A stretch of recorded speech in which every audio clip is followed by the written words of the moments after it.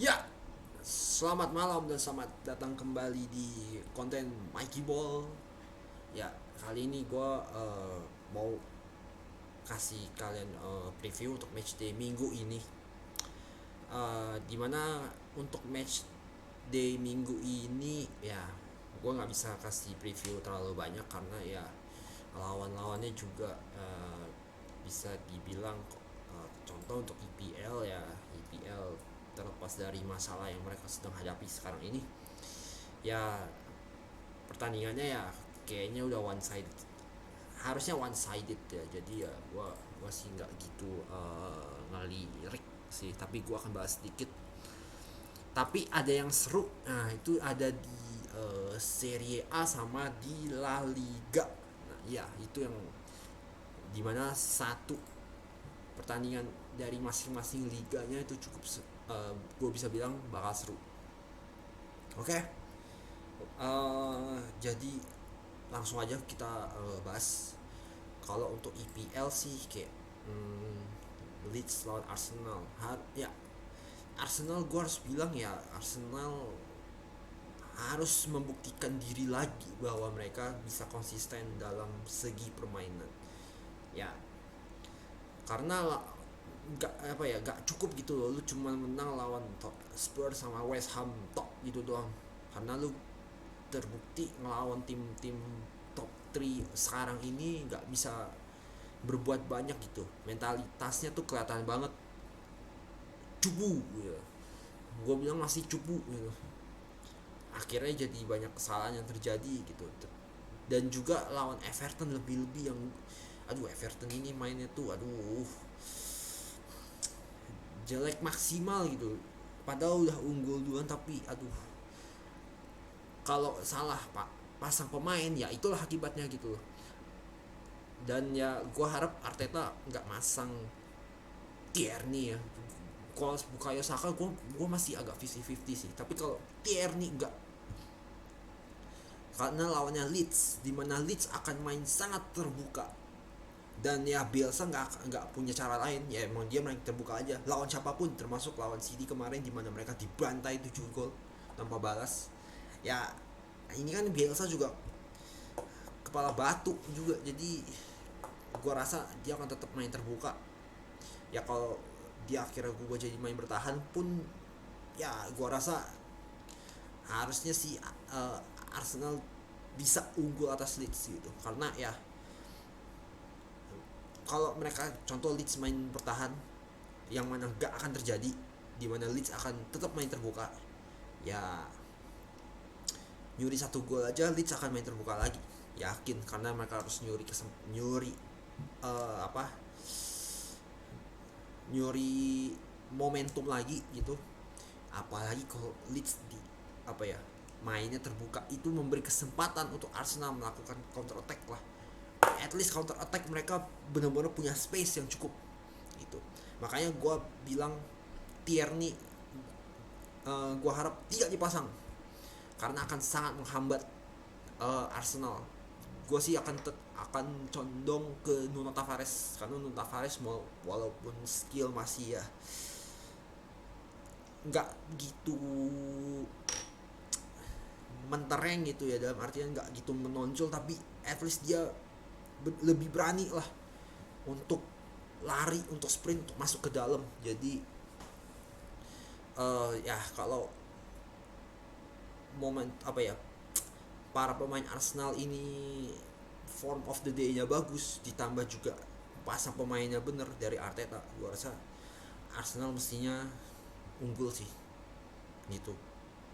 Ya nggak tahu, but at the end harusnya sih Arsenal yang bisa lebih unggul sih. Oke, terus ke Newcastle versus City ya.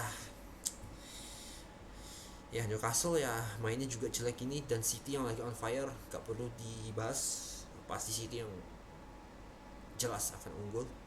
Wolves versus Chelsea, nah ini Chelsea ini ya gue bilang ya 3-4-3 ini masih aja dimainin sama Tuchel, gue nggak ngerti lagi deh, padahal pemain lu kemarin itu udah banyak yang eh, harus dipinggirin karena ya alasan kesehatan atau cedera.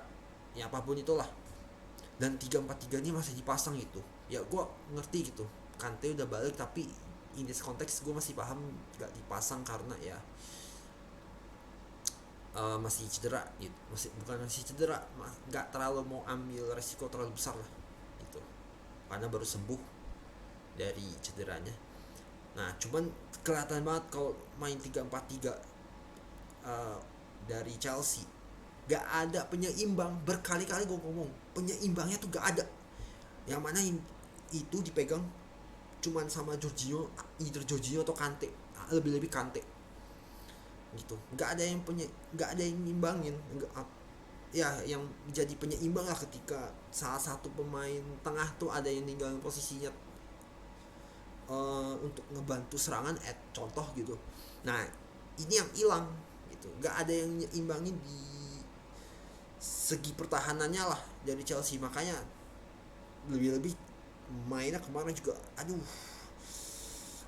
sangat membosankan. Jadi ya gue harap Tuchel ya mau berubah ya sesekali fine lah gitu loh, mencari ramuan baru gitu loh, daripada lu mempertahankan sesuatu yang sebenarnya udah kebaca orang. Jadi ya ini bakal seru juga. Lawannya juga Wolves, di mana ya Wolves akan main cenderung counter, lebih apa ya, manfaatin counter.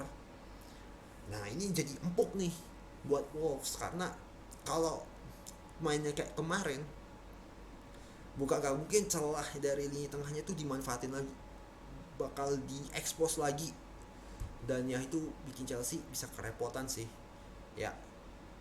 But at the end of the day harusnya sih kalau berjalan mulus gue lebih unggulin Chelsea.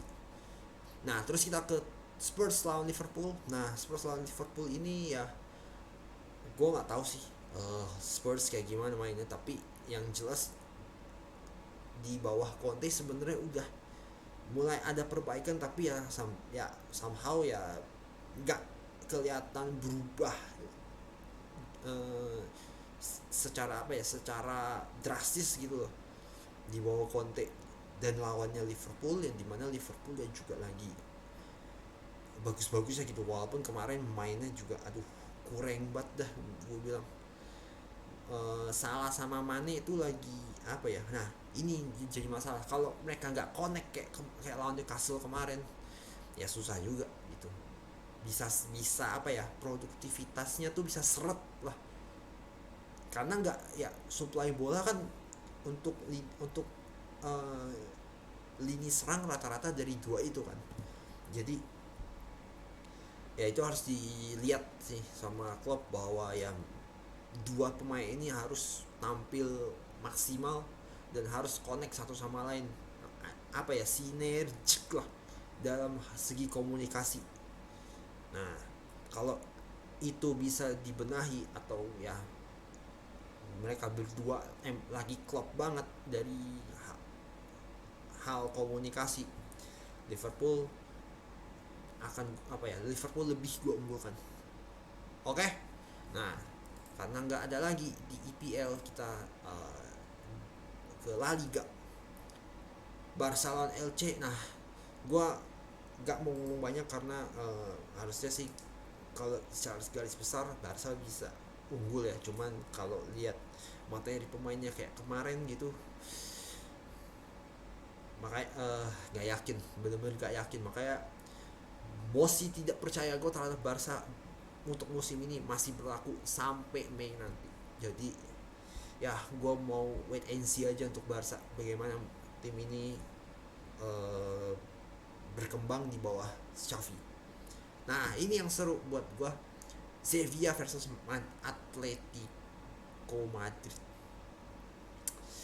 Gimana ya, dua tim ini mainnya tuh aduh sebenarnya kurang lah gue bilang bener, tapi ya lu lihat sendiri aja gitu, Sevilla mainnya nggak konsisten, Atletico lebih gitu. Tapi yang seru adalah pertandingan ini biasanya keras, dan ya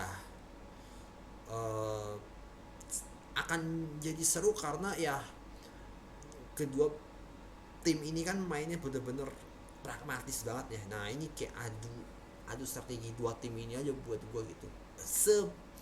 apa ya, sepengetahuan gue lah untuk dua tim ini di musim ini gitu. Jadi Atletico tuh aduh sebenarnya tuh gak banget, cuman karena kualitas pemainnya jauh lebih baik jadi ya harusnya si Atletico sedikit gue unggulkan, tapi bukan nggak mungkin Sevilla uh, bisa ngejutin dan menang atas Atletico. Itu bisa saja terjadi kalau gue bilang, karena ini pertandingan buat gue sih jujur 50-50. Oke, kita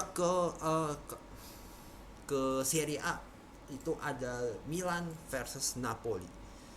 Ya, kalau mau dibilang untuk skala Serie A ya, gue bilang ya Milan bermain cukup oke lah gue bilang untuk skala Serie A ya gitu. Tapi ya kelihatan banget di Milan ini mainnya cuma ngandelin kerja keras doang gitu, bener-bener cuma ngandelin otot doang. Dan ya banyak banget kelihatan gitu gimana kartu merah itu melihat pertandingan mereka ngelawan Liverpool. Ya kelihatan banget keras tapi nggak pak nggak apa ya nggak berotak kalau gue bilang, karena banyak apa ya terlalu jadi agak kasar lah kalau gue bilang mainnya. Makanya nggak heran kalau misalkan banyak keluar kartu merah buat pemain-pemain Milan.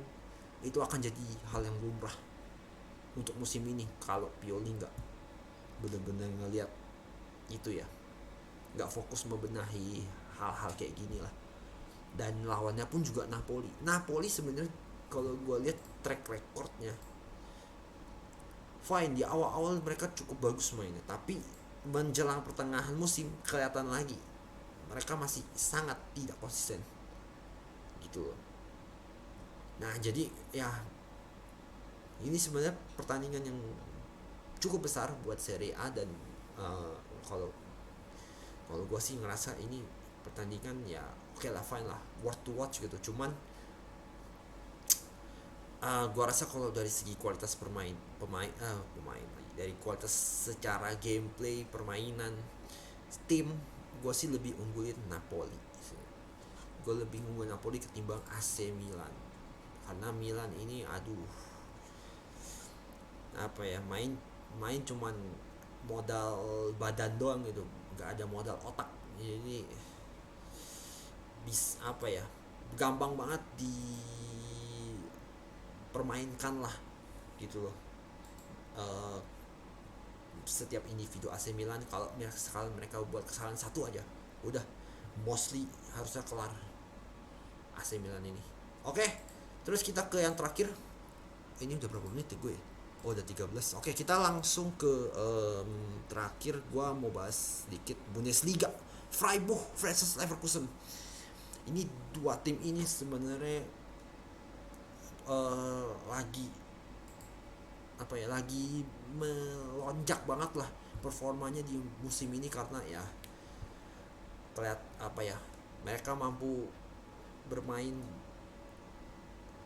bagus dalam artian mereka bermain as a team untuk dua tim ini. Tapi menjelang pertengahan musim dua tim ini tidak konsisten. Ya Freiburg kadang menang, kadang seri, kadang kalah gitu. Main kadang bagus, tapi kadang mainnya tuh ampas. Lebih-lebih Leverkusen. Asli gue bener-bener ngeliat ya, kalau apa ya, aura permainannya itu mostly dipegang sama Wirtz. Kalau Florian Wirtz sampai bener-bener dibikin gak muncul kemampuan terbaiknya, satu tim Leverkusen ini selesai gitu. Sebenarnya kalau gue lihat dari permainan fine lah, dua tim ini cukup oke, lebih-lebih Leverkusen gitu, karena ya mereka unggul di kualitas pemain juga gitu. Tapi yang gue lihat dari Leverkusen adalah titik lemahnya itu ada di apa ya, ada di transisi lah kalau gue bilang. Dan juga pemain belakang yang gue lihat terlalu maju, jadi pas mereka kena counter offside yang gue absah, tapi mungkin posisi mereka nggak menguntungkan, kan mereka mau nggak mau harus balik. Nah disitulah musuh bisa nge-expose gitu. Yang namanya Frimpong kemarin gak kelihatan, Frimpong main gak ya, gak main kalau nggak salah.